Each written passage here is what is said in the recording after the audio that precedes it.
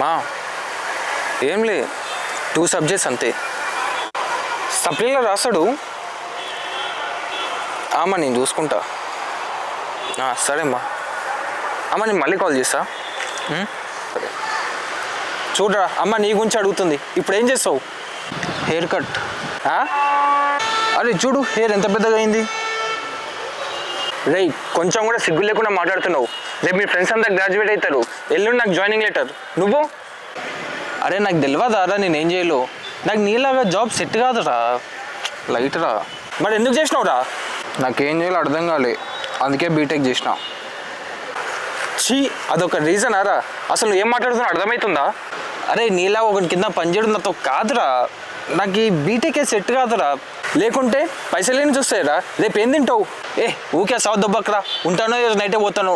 నీలాగా ఉంటా చూడు ఎంఎన్సీలో గొర్రెలు, వాళ్ళకి చెప్పుకోండి సోది. యాక్సిడెంట్లో పోతాడంట. రేపు పైసలు అడుగుతావు కదా అప్పుడు చెప్తాను. పోరా, నాకు తెలుసు నేనేం చేయలేవు.